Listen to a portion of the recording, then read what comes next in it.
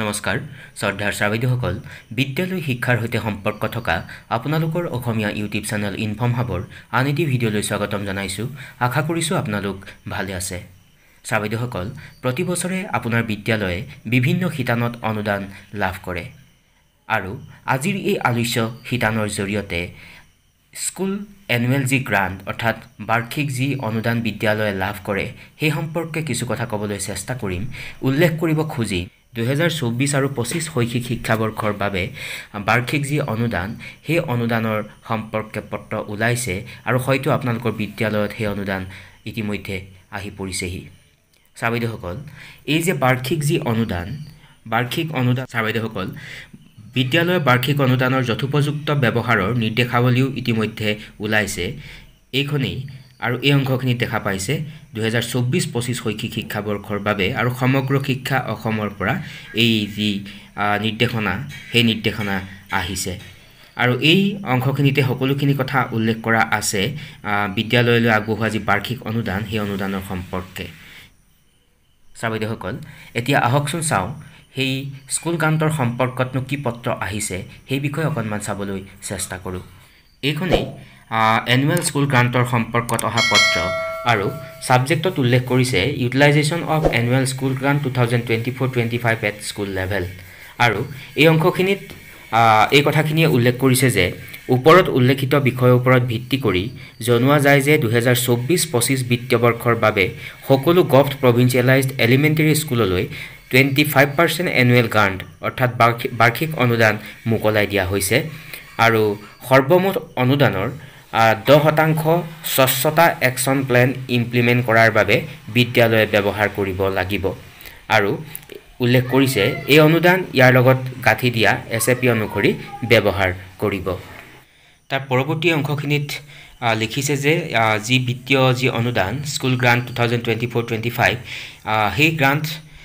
আপুনি যেতিয়া ব্যৱহাৰ কৰিব গতিকে তলত উল্লেখিত যিখিনি কথা সেই কথাখিনিৰ ওপৰত মনোযোগ দিব বুলি কৈছে আৰু প্ৰথমেই উল্লেখ কৰিছে যে যি আমাৰ গাইডলাইন অনুসৰি বিদ্যালয় পৰিচালনা সমিতি এখন মিটিং অনুষ্ঠিত কৰিব ৰিজলিউশ্যন লোৱাৰ বাবে। তাৰ পাছৰ এই অংশখিনিত এটা অতি গুৰুত্বপূৰ্ণ কথা উল্লেখ কৰিছে যদি কোনো বিদ্যালয়ৰ ইলেক্ট্ৰিচিটি বিল পৰিশোধৰ কাৰণে বেলেঞ্চ ৰৈ পৰিছে APDCLক এতিয়ালৈকে দিবলৈ বাকী আছে গতিকে সেই কথাটোত মানে ফাৰ্ষ্ট প্ৰায়ৰিটি দিবৰ কাৰণে উল্লেখ কৰিছে। তাৰ পিছত উল্লেখ কৰিছে যে যেতিয়া বিদ্যালয় পৰিচালনা সমিতিবিলাকৰ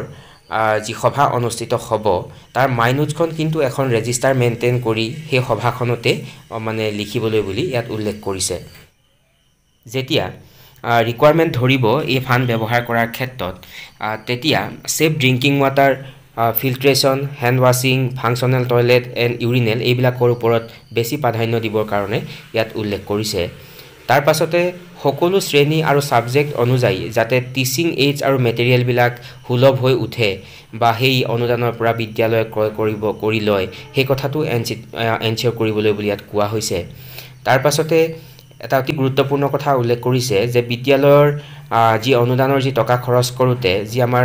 কৃষ্ণফলক যি ৰাইটিং বৰ্ড শ্ৰেণীকোঠাত থকা ৰাইটিং বৰ্ড লগতে স্কুলৰ ছাইনবৰ্ডৰ ক্ষেত্ৰতো কাৰ্যকৰী ব্যৱস্থা গ্ৰহণ কৰিবলৈ বুলি কোৱা হৈছে আৰু বিশেষকৈ এই কথাটো আচলতে নিউলি প্ৰভিঞ্চিয়েলাইজ যিবিলাক TG মেনেজ স্কুল সেইবিলাকৰ ক্ষেত্ৰত কোৱা হৈছে তথাপি কিন্তু আন বিদ্যালয়বিলাকেও এই ক্ষেত্ৰত গুৰুত্ব প্ৰদান কৰিব লাগিব।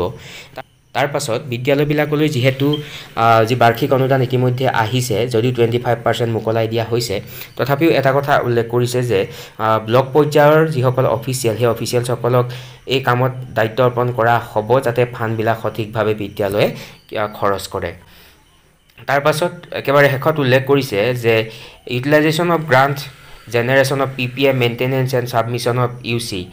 সেই নিৰ্দিষ্ট যি ফৰ্মেটবিলাক আছে সেই নিৰ্দিষ্ট ফৰ্মেটত নিৰ্ধাৰণ কৰি দিয়া যি সময় থাকিব সেই সময়সীমাৰ ভিতৰত বিদ্যালয়সমূহক জমা কৰিবলৈ বুলি উল্লেখ কৰা হৈছে।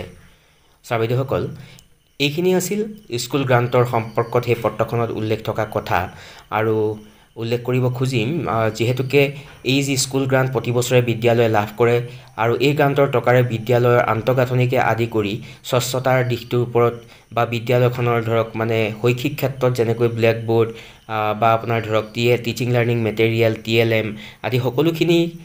ক্ষেত্ৰত ব্যৱহাৰ কৰিব লগা হয় বিদ্যালয়ে গতিকে যেতিয়া ফাণ্ডটো আহিব ফাণ্ড অহাৰ পাছত যেতিয়া মানে ফাণ্ডখিনি খৰচ কৰাৰ কাৰণে যি আপোনাৰ প্ৰপ'জেল ল'ব সঠিকভাৱে লোৱাৰ প্ৰয়োজন থাকে আৰু যদি এই পত্ৰখনত এটা কথাই কোৱা হৈছে যে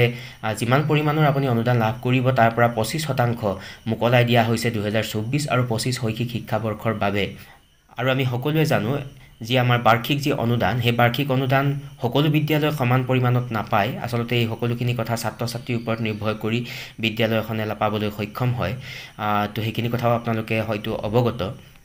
গতিকে বিষয়টো অতি গুৰুত্বপূৰ্ণ আৰু যেহেতুকে